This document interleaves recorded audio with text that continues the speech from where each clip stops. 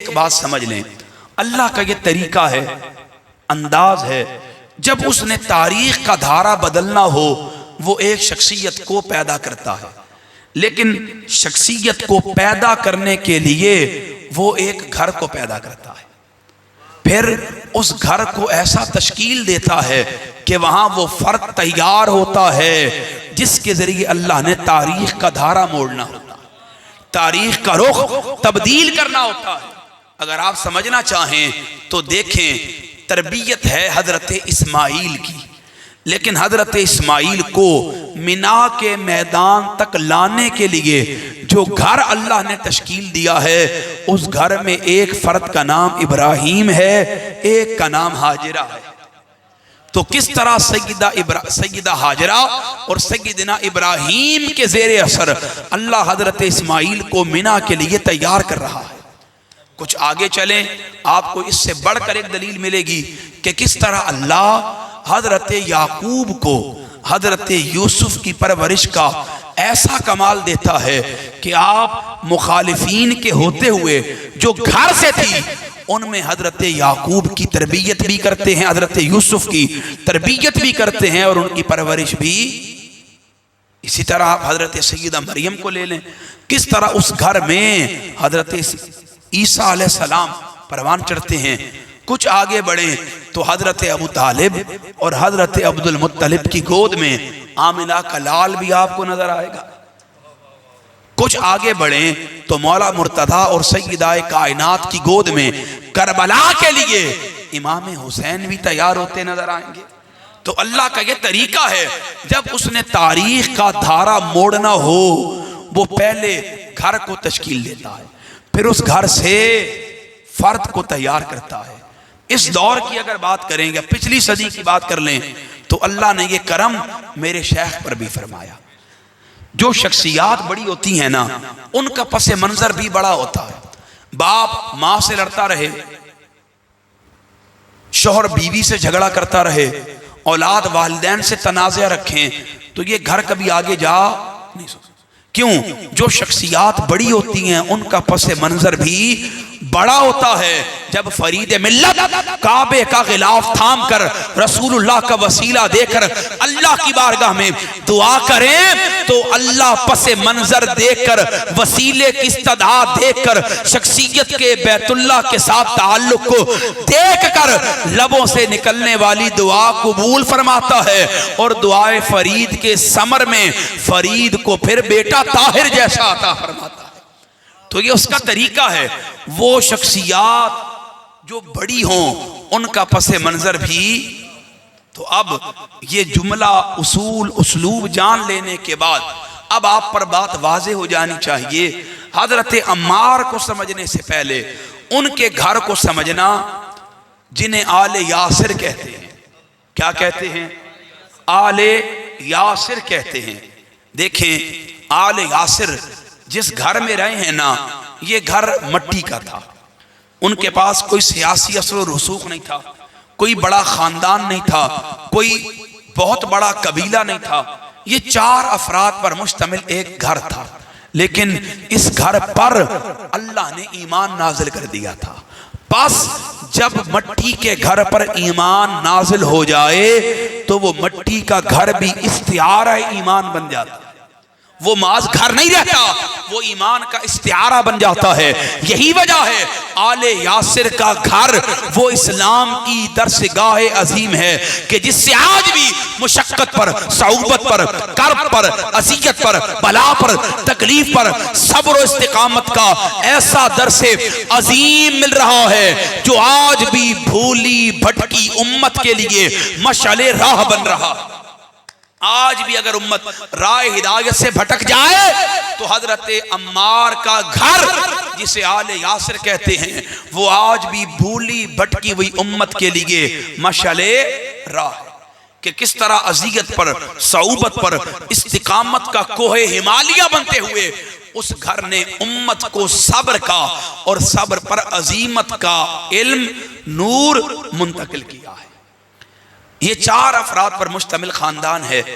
والد حضرت یاسر ہیں، ان کی زوجہ حضرت سمیہ ہیں، ایک بیٹا حضرت عبداللہ ہے اور ایک بیٹا حضرت عمار ہے۔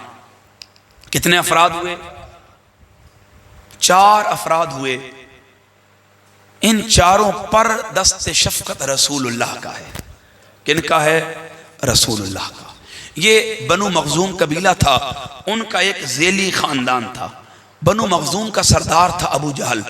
جب آل یاسر نے رسول کریم پر اسلام کو، ایمان کو قبول کر لیا، حضور کی ذات پر ایمان لائے، مشرف با اسلام ہو گئے، ابو جہل کو پتہ چلا، وہ بڑے تیش میں، غصے میں آیا، اور غصے میں آ کر اس نے آل یاسر پر ظلم و ستم کرنا شروع کر دیا۔ جب ہم اوائل اسلام کی بات کرتے ہیں نا، تو ہمارے ذہن میں تکلیفیں برداشت کرنے والی شخصیت واضح ہوتی ہیں، جن کا نام ہے سیدنا بلال۔ کیا نام ہے؟ اور کیوں نہ ہو کہ حضرت بلال کی جو اسلام کے لیے قربانیاں ہیں، غلام ہوتے ہوئے یقین جانے ان اذیت و تکلیف کو میں اور آپ آج خیال بھی نہیں کر سکتے کہ کس طرح انہوں نے اذیت اور صعوبت برداشت کی، اور امیہ بن خلف کے لاکھ جتن کے بعد بھی آپ نے مرنا گوارا کر لیا، لیکن اسلام چھوڑنا گوارا نہ کیا۔ لیکن ایک بات ہے، تقابل ہماری تربیت میں داخل نہیں ہے، قطعاً تقابل نہیں کر رہا، بس بات سمجھا رہا ہوں کہ ایک طرف تنہا سیدنا بلال ہیں اور ادھر پوری آل یاسر ہے۔ جب ابو جہل کو پتہ چلا، انہوں نے اسلام قبول کر لیا، ابو جہل سیخ پا ہوا، اس نے آل یاسر پر ظلم ستم عام کر دیے، انتہائی اذیت تکلیف دینا شروع کر دی۔ پہلے دن آیا اور سوال کرنے لگا، اے آل یاسر، میں نے سنا ہے تم نے اپنے آبا کے دین کو چھوڑ دیا۔ حضرت یاسر فرماتے ہیں تو نے سچ سنا ہے۔ وہ غصے میں آیا، بچوں کے سامنے ان کے والد کو مارنے لگا، زد و کوب کرنے لگا، تکلیف دینے لگا۔ حضرت یاسر سے بار بار سوال کرتا تھا، بتا وہ دین چھوڑتا ہے یا نہیں؟ آپ فرماتے تھے مرتے مر جائیں گے لیکن دین محمد کو چھوڑ کر نہیں جائیں گے۔ وہ اپنے گھر گیا، اس نے لوہے کی زریں تعمیر کروائی، لوہے کی زریں بنوائیں، اگلے دن آل یاسر کو لوہے کی زریں پہنوائیں، ٹھیک شدید گرمی میں سورج کے نیچے کھڑا کر دیا، اور سورج کی تپش میں جب وہ لوہا گرم ہوا اور جسم اس لوہے سے جلنے لگا، پھر کھال اس لوہے کی زرہ سے چپکنے لگی، تو پھر کہتا تھا بتاؤ محمد الرسول اللہ کا کلمہ چھوڑنا ہے؟ تو حضرت یاسر فرماتے تھے مرتے مر جائیں گے لیکن رسول خدا کا کلمہ نہیں چھوڑیں گے۔ اسے شدید غصہ آیا، اس نے پھر آل یاسر کو اتنی اذیت دی، اسی زرہ کو پہنوا کر منو مٹی دفنانا شروع کر دیا، گردن تک مٹی میں دفنا دیا، اور پھر کہتا تھا بتاؤ وہ دین چھوڑتے ہو یا نہیں؟ حضرت یاسر ایک ہی بات کرتے تھے، مرتے مر جائیں گے لیکن رسول اللہ کا دین نہیں چھوڑیں گے۔ ایک دن آقا کریم گزرے، حضرت عثمان کے ہاتھ میں رسول اللہ کا ہاتھ تھا۔ جب حضور قریب سے گزرے، آقا کریم نے آل یاسر کو آگ میں جلتے ہوئے دیکھا۔ ابو جہل اتنے غصے میں تھا، اس نے کوئلے انگارے ان کو دہکانا شروع کر دیا۔ جب انگارے دہکنا شروع ہوئے، اس نے آل یاسر کو ان انگاروں پر لٹانا شروع کر دیا۔ اتنی اذیت، اتنی تکلیف، اتنی صعوبت تھی۔ جب آقا کریم قریب سے گزرے، ابو جہل دور بیٹھا ہوا تھا، ان پر مغلظات بکتا تھا، آل یاسر کو گالیاں دیتا تھا، بار بار ان پر دشنام کہتا تھا۔ آقا کریم قریب سے گزرے، آل یاسر کے جسم کو جلتا ہوا دیکھا، حضرت عمار کے مبارک بالوں پر ہاتھ رکھے، آقا کریم فرمانے لگے یا نار کونی بردن و سلاما آل یاسر، اے آگ جس طرح تو حضرت ابراہیم پر ٹھنڈی ہو گئی تھی، سلامتی والی ہو گئی تھی، اسی طرح آل یاسر پر بھی ٹھنڈی ہو جا اور سلامتی والی ہو جا۔ دیکھیں آقا کریم کی یہ دعا آل یاسر کے لیے ہے۔ یہ بات سمجھ لیں، حضور خواجہ غلام فرید رحمت اللہ تعالی علیہ، آپ نے فرمایا تھا نا، جے تن میرا کنگی ہوئے میں زلف ماہی دی واواں، جے پوش میرے دی بن جائے جتی میں یار دے پیری جاواں، جے سونا میرے دکھ وچ راضی سکھنوں چلے پاواں، تے غلام فریدہ کدی مل پوے سونا انہوں رو رو حال سڑاواں. آقا جب آل یاسر کے قریب سے گزرتے تھے انہیں ظلم میں، ستم میں، اذیت میں، صعوبت میں دیکھتے تھے، آقا نظر رحمت پھیرتے چلے جاتے تھے، آقا دست شفقت دراز کرتے چلے جاتے تھے، آقا انہیں جنت کی وعید دیتے چلے جاتے تھے، آقا انہیں اذیت میں دیکھ کر فرماتے تھے اصبر یا آل یاسر، اے آل یاسر صبر کر، بے شک آپ سے جنت کا وعدہ ہے، تمہارا ٹھکانہ جنت ہے، تمہاری منزل جنت ہے. آقا جب ان کے قریب سے گزرتے انہیں دعا دیتے، آقا ان کے قریب سے گزرتے آپ کو ٹھنڈا ہونے، سلامتی ہونے کی دعا دیتے، آقا ان پر نظر رحمت ڈالتے چلے جاتے. آل یاسر ایک ہی بات کرتی تھی اور حضور خواجہ غلام فرید اس کی نشاندہی کر گئے. میرا دل اس بات کا اظہار کرتا ہے آل یاسر ایک ہی بات کرتی ہوگی، آقا یہ اذیت کیا ہے، یہ تکلیف کیا ہے، یہ ستم کیا ہے، یہ سینے پہ بھاری پتھر کیا ہے، یہ لوہے کی زرہ کیا ہے، یہ من و مٹی وجود کیا ہے، یہ آگ کے انگارے کیا ہیں، یہ ہمارا جسم جلا دے، ہمیں مٹی میں دفنا دے، ہمارے ٹکڑے ٹکڑے کرا دے، ہمیں جانوروں کے آگے ڈال دے. آقا بس جو آپ گزر جاتے ہیں نا، نظر رحمت ہم پہ ڈال جاتے ہیں نا، ادھر آپ کی نگاہیں ہمارے بدن پہ پڑتی ہیں، اللہ ہر تکلیف کو ہم سے دور کر دیتا، اللہ ہر اذیت کو ہم سے، ہر تکلیف کو ہم سے. سامعین محتشم اتنا ہی نہیں، وہ بدبخت جب مستقل دیکھتا رہا کہ یہ ایک لمحے کے لیے تذبذب کا شکار نہیں ہو رہے، ان کے پایا استقلال میں کمی نہیں آ رہی. آج کا جوان وہ کیسے آل یاسر کو سمجھ سکتا ہے جو بریانی کی پلیٹ پر اپنے ایمان کا سودا کر دیتا ہے، چند ٹکوں کی خاطر اپنے ضمیر کو بیچ دیتا ہے، تھوڑے سے مال کی لالچ میں عزتوں کو تار تار کروانے سے بھی باز نہیں آتا. وہ کیسے سمجھ سکتا ہے کہ آل یاسر کی قربانیاں کیا تھی؟